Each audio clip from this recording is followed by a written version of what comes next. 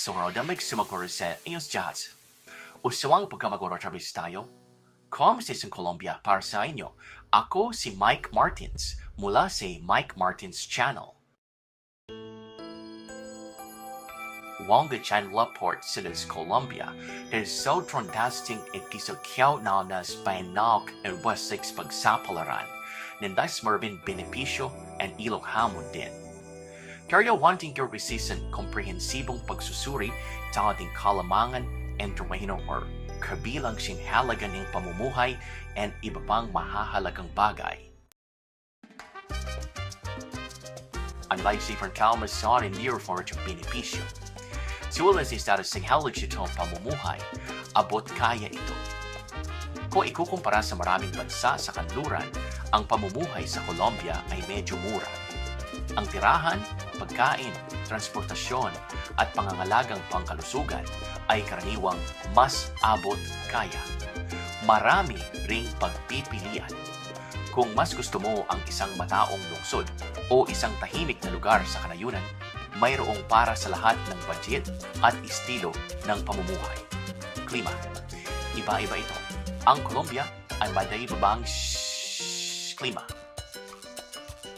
Sa Parciasio sa range sa geographiya, ito sa mas mainit na baybay ng Caribbean hanggang sa mas malamig na rehiyon ng Andes, maaari mong piliin ang klima na pinakaangkop sa iyo. Kultura at estilo ng pamumuhay. Bayasan, anachong sa ng kultura po wertiyan. Ang sa ating Colombia, Astroferdigling, cultures was sinitong mayusay kasaysayan ni Mosca. Yang pagdruan kasort at mas freak na pagkain.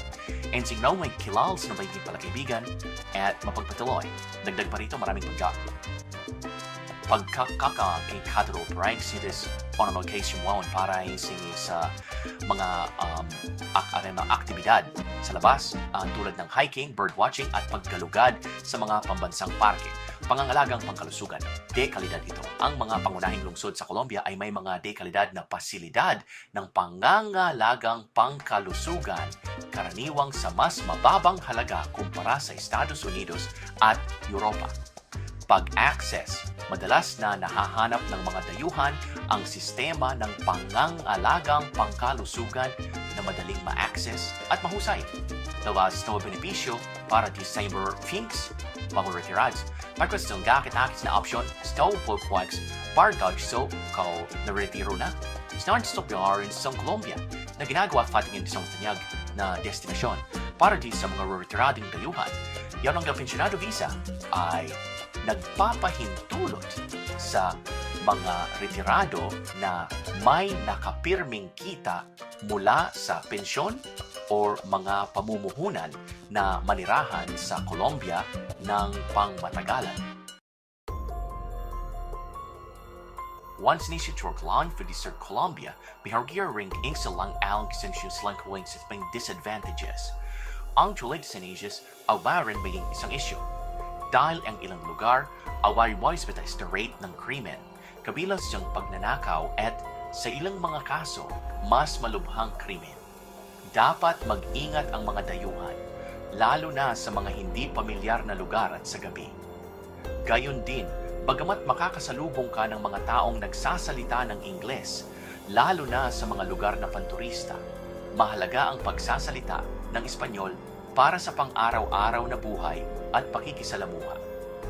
Kung wala ito, ang komunikasyon ay maaaring maging isang tunay na hadlang. Pagkatapos ay mayroong burokrasya. Ang pag-navigate sa mga prosesong administratibo ng Colombia ay war incorasongwar melwar mawo as larwar kabing was pagkuhar vis hagang spag set up ang mga utility. Ang pag-unawa at pagsunod sa mga lokal na batas at regulasyon ay karangailangan din ng tulong mula sa isang tao dito. Ang mga pagkakaiba sa kultura ay nagdudulot din ng mga hamon. Ang pag-adapt sa mga bagong pamantayan sa lipunan at isang mas mabagal na bilis ng buhay ay maaaring maging mahirap para sa ilan. Bukod pa rito, habang ang mga lungsod tulad ng Bogota at Medellin ay may magandang infrastruktura, ang mga rural na lugar ay maaaring kulang sa maaasahang mga pampublikong utility at serbisyo. Malawak ang pampublikong transportasyon, ngunit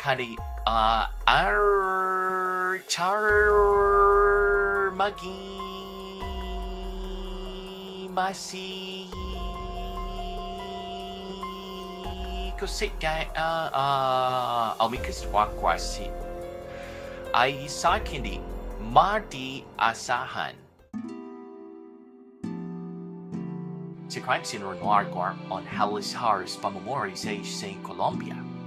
Spurgeon una pagsamay para ekspiyang mirahalis depende sa lokasyon.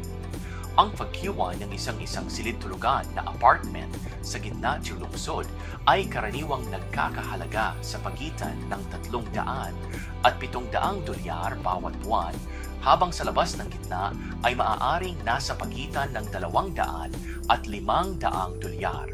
Ang mga grocery para sa isang tao ay maaaring nagkakahalaga sa pagitan ng 100 at 200 dolyar bawat buwan. Si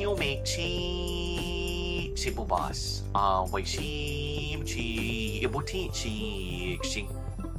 isang kamar pagkain sa isang murang restaurant ay nagkakahalaga ng humigit kumulang 3 hanggang 7 dolyar, at ang isang 3-course meal para sa dalawa sa isang mid-range na restaurant ay nasa pagitan ng 20 at 40 dolyar. Mura rin ang pampublikong transportasyon na ang mga buwanang pass ay nagkakahalaga sa pagitan ng 20 at 40 dolyar. Gayunpaman, ang pagmamayari ng kotse ay maaaring magastos dahil sa mga buwis sa pag-import at halaga ng gasolina. Iba-iba rin ang health insurance na nagkakahalaga sa pagitan ng 30 at 100 dolyar bawat buwan, depende sa saklaw at provider. And the tumawis support sa Colombia ay may maraming benepisyo tulad ng mas pabayang halaga ng pamumuhay, napakayaman at magkakaibang karanasang kultural at iba't ibang opsyon sa estilo ng pamumuhay. Gayunpaman, mayroon din itong mga hamon tulad ng kaligtasan, ang bawat singat sa matutuon ng Espanyol.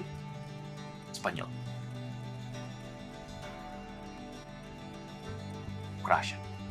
May accounting at saka pagpaplano, masusing panasinaling pangananaliksik, at marahil isang pagbisita bago ka sumabak ay makakatulong sa iyong gawing mas madali ang paglipat at mas masiyahan sa iyong buhay sa Colombia.